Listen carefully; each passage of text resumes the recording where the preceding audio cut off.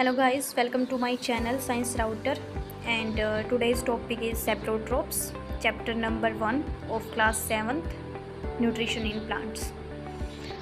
You might have seen saprotropes. You might have seen packets of mushrooms sold in the vegetable market. So हमें बहुत बार हम market से लेके आते हैं मशरूम्स को, ठीक है, as like this.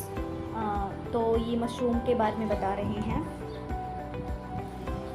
You may have also seen fluffy umbrella like patches growing in most soil और on rotting wood during the rainy season. So जो ये आपके मशरूम्स हैं वो कहाँ पे ग्रो होते हैं? वो आपके अम्ब्रेला लाइक पैचेस होते हैं जो कि ग्रो हो जाते हैं आपकी, या तो मोस्ट सॉइल के अंदर ग्रो होंगे, या आपकी कोई भी रोटिंग वुड है, यानी कि जो आपकी ख़राब हुई लकड़ी हुई होती है रेनी सीजन के अंदर, वहाँ पे आपको ऑब्जर्व करने को ये मिल जाते हैं easily. Let us find out what type of the nutrients they need to survive and from where they get the food. सो हमें क्या करना है कि ठीक है, हमें पता चल गया मशरूम है, इसका एक एग्जांपल है जो कि रेनी सीजन के अंदर या तो आपकी रोटिंग वुड के अंदर ग्रो करते हैं, एक ऊपर ग्रो कर जाएंगे, या आपकी कोई भी मॉइस्ट सोइल है वहाँ पे ग्रो कर जाते हैं ईजिली। अम्ब्रेला लाइक स्ट्रक्चर होता है इनका। जनरली ये ऑफ वाइट कलर के होते हैं। तो ये किस टाइप के न्यूट्रिएंट्स हैं जिन जो ज़रूरत होते हैं इनको ग्रो करने के लिए और सर्वाइव करने के लिए।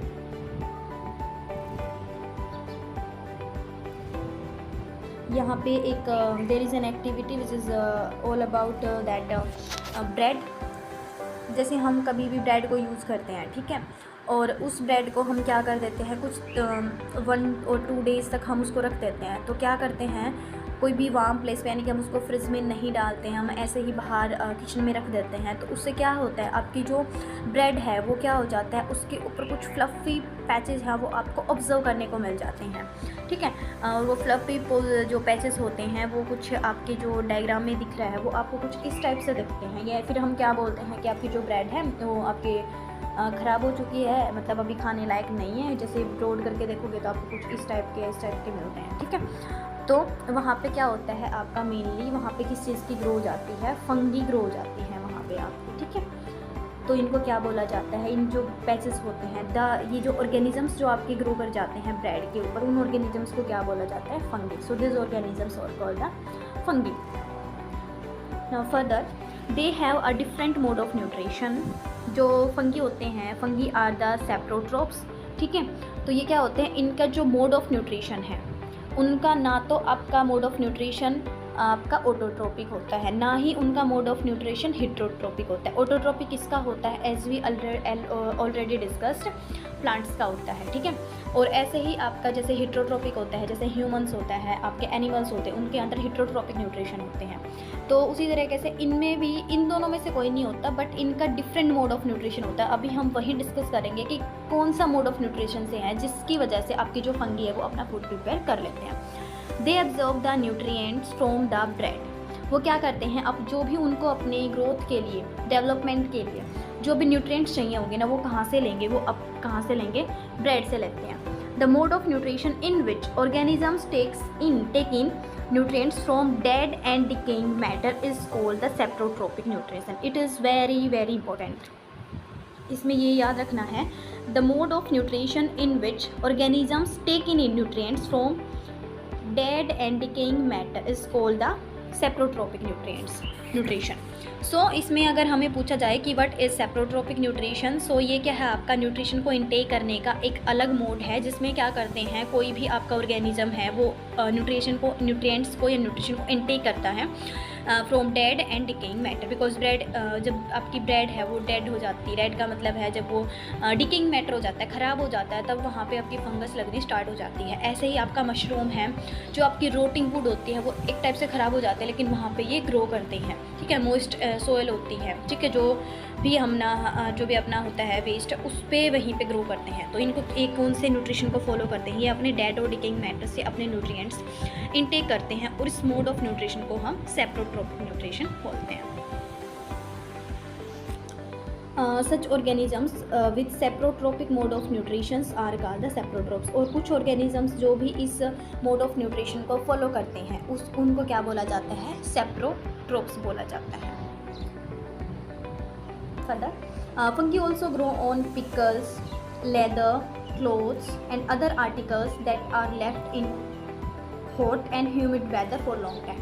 सो फंगी है आपको, यानी कि जो फंगी सेप्रोट्रोप है वो आपको कहाँ पे ग्रो ऑब्जर्व कर सकते हो आप, उसकी कहाँ पे ग्रोथ, वो आपके पिकल्स पे, ठीक है। लेदर है, वहाँ पे भी उसकी ग्रो आप देख सकते हो। क्लॉथ वगैरह पे भी कुछ लंबे टाइम तक आप उनको हॉट या ह्यूमिड वेदर के अंदर रख देते हो और उसको संभालते नहीं हो उन चीज़ों को, तो वहाँ पे क्या होगा, फंगस आपकी ग्रो करने लग जाती है। During rainy season they spoil many things. Rainy season यानी कि जब आपका ह्यूमिड वेदर होता है उस टाइम पे काफ़ी ज़्यादा मतलब आपको ये चीज़ ऑब्जर्व करने को मिल सकती है। Ask your parents about the means of the fungi in your house. जैसे कि आप अपने पेरेंट्स से ऑब्जर्व, मतलब कोई भी ऑब्जर्वेशन है आप पूछ सकते हो अपने आसपास पेरेंट्स से, grandmother, grandfather, as you like. The fungal spores are generally present in the air when they land. Fungal spores जो होते हैं वो आपके एयर के अंदर ही प्रेजेंट होते हैं। And when they land on,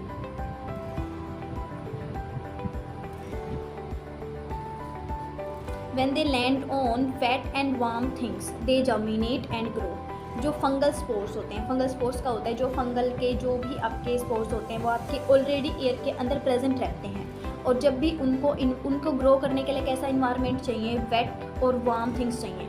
तो उनको अगर आप रेनी सीजन लगा लेते हैं उस टाइम पे जो वेदर होता है कुछ ह्यूमिड टाइप होता है, मॉइस्चर टाइप आपका जो वेदर होता है वो रहता है, ठीक है। और कुछ आपके अगर मान लो वेट एंड वार्म उनको इन्वायरमेंट मिल जाता है तो वो क्या करते हैं, जर्मिनेट करते हैं। जर्मिनेट करने का मतलब होता है वो वहाँ पे ग्रो कर जाते हैं और ग्रो करने के बाद अपना सर्वाइवल कर लेते हैं very easily. Now you can figure out how we can protect our things from getting spoiled. You can comment on this. Some organisms live together and share both shelter and nutrients. So यहाँ पे क्या है कि कुछ ऐसे organisms भी होते हैं जो एक साथ रहते हैं, ठीक है, और वो क्या करते हैं, अपने शेल्टर को भी और अपने न्यूट्रिएंट्स जो भी इनटेक करते हैं उन दोनों चीज़ों को क्या करते हैं, शेयर करते हैं। उस रिलेशनशिप होते हैं उनके बीच में, तो उस रिलेशनशिप को क्या बोला जाता है, सिम्बायोसिस बोला जाता है, ठीक है, symbiosis. So what is symbiosis? The organisms which live together and share their nutrients, the relationship between these organisms is known as symbiosis. For example, अब इसका हम एक एग्जाम्पल लेते हैं। Certain fungi live inside the roots of the plants. The plant provide nutrients to the fungus and in return the fungus provides water and certain nutrients. जैसे कि कुछ ऐसे आपके पास फंगी होती हैं जो क्या करते हैं, आपके जो प्लांट होता है, ठीक है, उसके रूट्स में प्रेजेंट रहते हैं। यानी कि जो फंगस है उसको क्या चाहिए, शेल्टर, और वो शेल्टर कौन दे रहा है, उसको प्लांट दे रहा है। और शेल्टर कहाँ पे दिया, उसको रूट्स में दिया। सो उसको शेल्टर मिल चुका है। अब न्यूट्रिएंट्स हैं, प्लांट को न्यूट्रिएंट्स चाहिएगा। अब जो फंगस है वो प्लांट को क्या प्रोवाइड कर देती है, रिटर्न में न्यूट्रिएंट्स प्रोवाइड करा देती है। तो फंगस आपको न्यूट्रिएंट्स में क्या क्या दे सकती है, प्लांट को वाटर देगी और कुछ अदर सर्टेन न्यूट्रिएंट्स जो कि इंपॉर्टेंट रहेंगे प्लांट की ग्रोथ करने के लिए। तो ये क्या है, फंगस है या फिर कोई भी आपका प्लांट है, वो सिम्बायोसिस प्रोसेस हो रही है, क्योंकि fungus is also an organism, plant is also an organism. Fungus plant को न्यूट्रिएंट्स दे रही है और प्लांट फंगस को शेल्टर प्रोवाइड करा रहे हैं।